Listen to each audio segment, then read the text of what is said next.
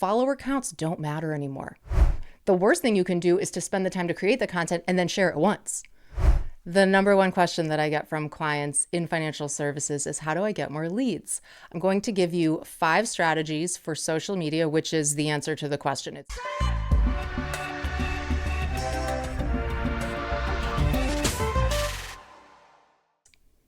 If you're not on social media, you're not going to have a business. It's very few businesses can survive without this. And if they do, it's inefficient and costly because you're not leveraging the one-to-many broadcast, which is social media.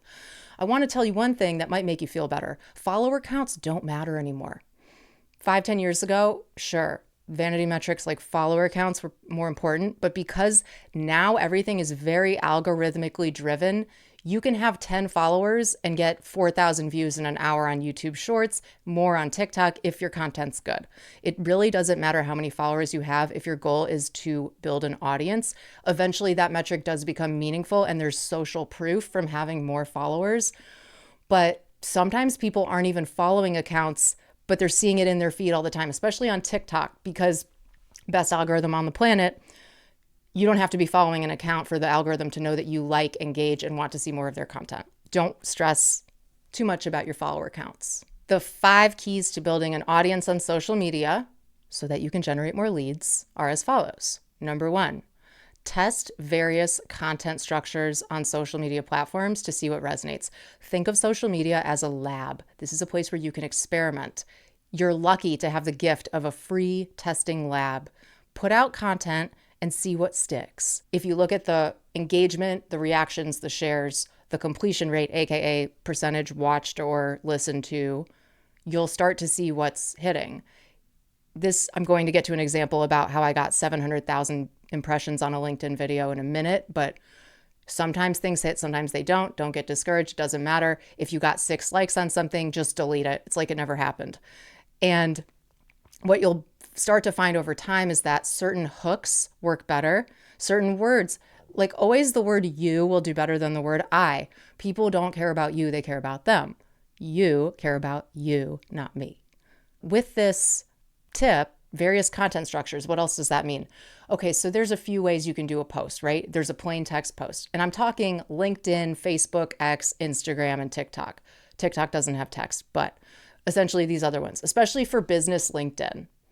Instagram as well. You can do a plain text post. You can do something really simple. Fun fact, the Apple Notes app, like on your iPhone, if you just write a note and take a screenshot of that and that's your post, those do really well because there's something about it that's perceived to be intimate and informal, like, oh, I'm in somebody's notes. It's not too polished. Nothing needs to be that polished anymore. All that it really needs to be is juicy, have a hook, and have captions if it's a video, because a lot of people watch on mute.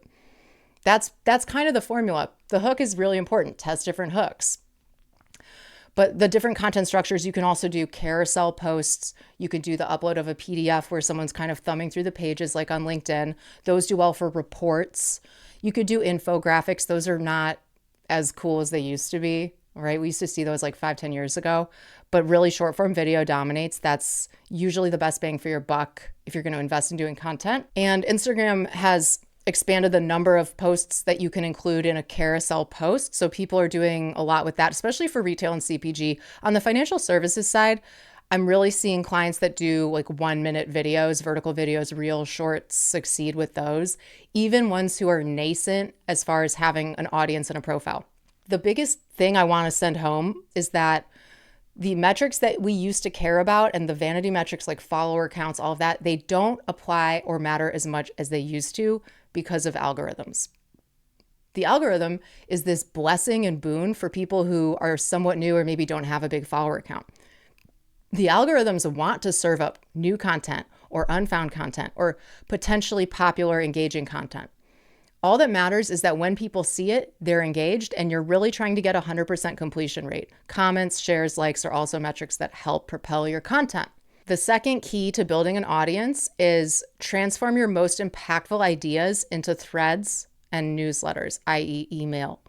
If you have a post that takes off relative to your average engagement rate, shares, likes, views, all that, then you know that you've discovered something that's resonating. create an email newsletter out of it, or maybe a series of 4. Like drip 4 emails every Wednesday morning. That's just bite-sized parts of that post.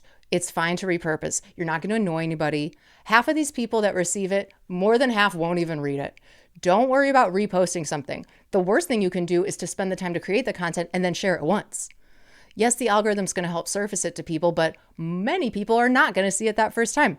Go ahead and repost it. Use a tool like Buffer or Plannable or Hootsuite to schedule it to go out every 4 weeks, every 6 weeks for the next year until it's stale. If it's evergreen, like it's a tip that doesn't go bad or it's not commentary on a very current event, repurpose it. This is huge.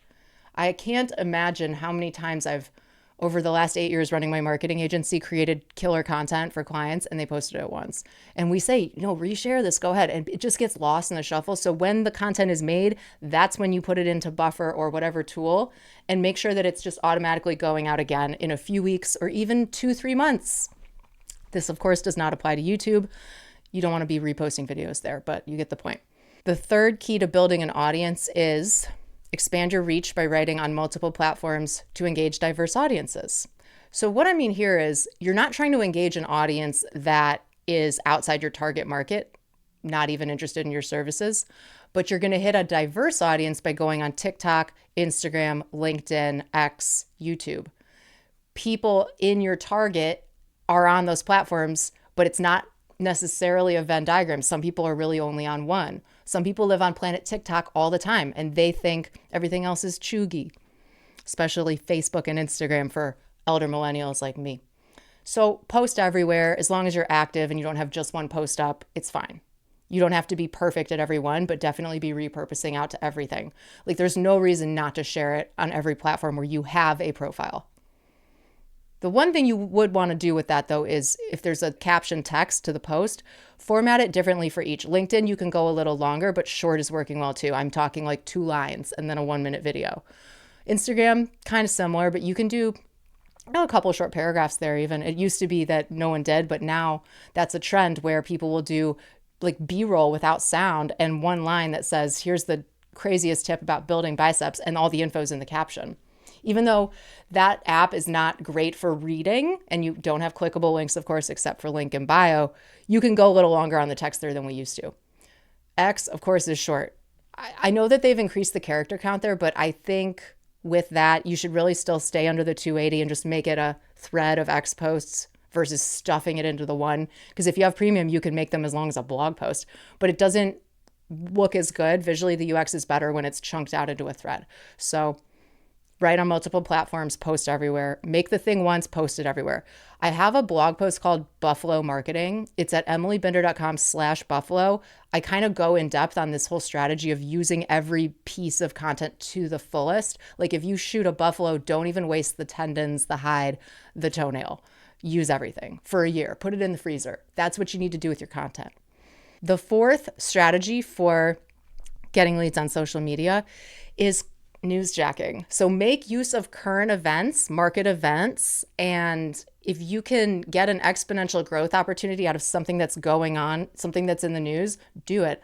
Try to film a little commentary as soon as you can. It could be a day or 2 later. It's okay that it's not immediate. You're not a reporter. Here's an example. Super Bowl 2025, OpenAI had a $14 million spot, and the kicker was that it was human created, not AI created. I thought, oh, that's very interesting. And look, the Super Bowl is the #1 televised event of the year. AI is pretty much the #1 topic in the news for markets, for business, for tech. So if I capitalize on both of those at once, Super Bowl, OpenAI ad, I bet I could get some good engagement on that. And I just thought it was an interesting thing to talk about. So that video on LinkedIn, it was like my #1 viewed of all time, 700,000 views. I'll link to it in the show notes. I newsjacked AI and the Super Bowl. So when you look at market events, like today, the S&P was down another 1%. But here's the thing, instead of being adrenalizing or negative, you could say, look, it hurts to see your portfolio down 1%, but we just had 2 years of over 20% gains in a row. Naturally, there will be a correction. And if you zoom out, this is a normal thing to happen several times a year. Say something like that. It makes people feel better. It's a little more interesting, and it is call it newsjacking. That sounds negative. Capitalizing on current events, market trends. Now, when you do that, know that it's not going to be evergreen content. So you're going to have to create other evergreen content that can be reshared. Or maybe you're the kind of person that wants to just comment on market events all the time.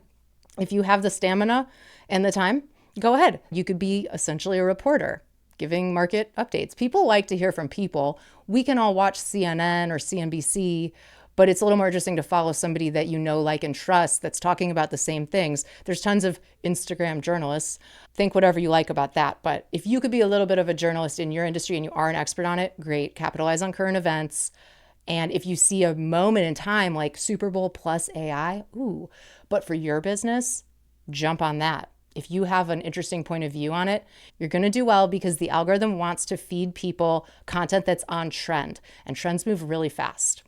I'm not someone that does this often, but because the Super Bowl relates to advertising and marketing and AI relates to my business, Wealth Voice, that was a perfect fit for me. You'll see ones like that that are a perfect fit for you. If it's a double whammy like the one I described, even better. It only has to be a single whammy though to capitalize on a market trend. Newsjack. Okay. The last tip, number 5, is direct your audience to subscribe to your email list. Nobody likes email, but listen, with what we just saw, the TikTok ban, temporary ban coming back to life, we don't know which apps will be around. The safest bet if you want to have contacts, access to your audience, is still, unfortunately, email. Text message, SMS, great too, but really email is still the gold standard of owning your own audience on your own turf.